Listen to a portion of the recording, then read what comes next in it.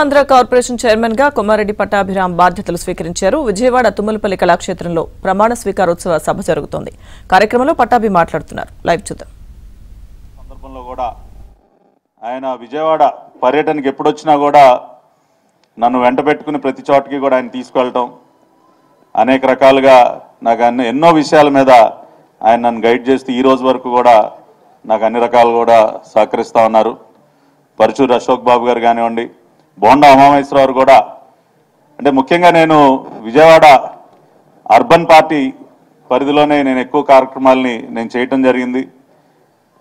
బోండా ఉమామహేశ్వరరావు, బుద్ధా వెంకన్న గారు, గద్దె రామ్మోహన్ రావు, మీరా గారు, వీరందరూ కూడా అన్ని రకాలుగా యువ నాయకత్వాన్ని ప్రోత్సహించాలని చెప్పి నన్ను కానివ్వండి, నా సోదరుడు గొట్టుముక్కల రఘురామరాజు గారిని కానివ్వండి, ఇటువంటి అనేక మంది నాయకుల్ని విజయవాడ నగరంలో తయారు చేసినటువంటి వ్యక్తులు వీళ్ళందరూ కూడా. కాబట్టి ఎప్పటికీ కూడా వీరిని నేను మర్చిపోలేను.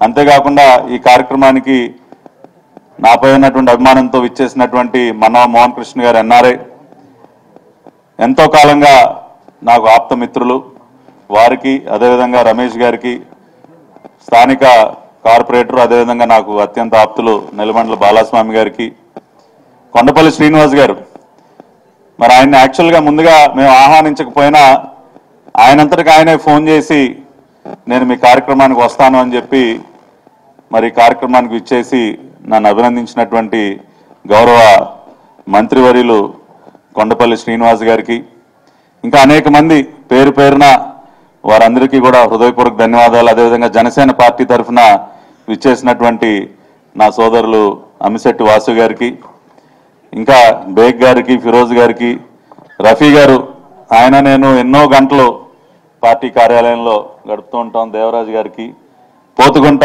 విజయబాబు గారు, చిత్తూరు జిల్లా, నాకు ఎంతో ఆప్తులు, వారికి, కామినేని శ్రీనివాస్ గారికి, అదేవిధంగా ఇందాకే మా బ్రహ్మం కూడా వచ్చాడు ఇక్కడికి.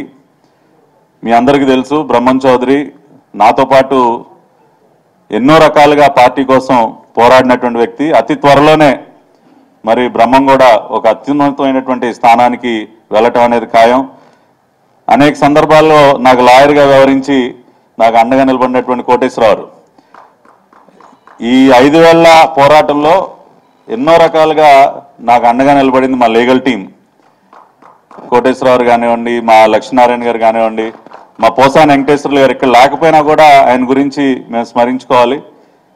ఎన్నో సందర్భాల్లో నేను జైల్లో ఉన్నప్పుడు నా భార్యకి అండగా నిలబడి, కుటుంబానికి అండగా నిలబడి, లీగల్ టీం మొత్తానికి కూడా నా హృదయపూర్వక ధన్యవాదాలు.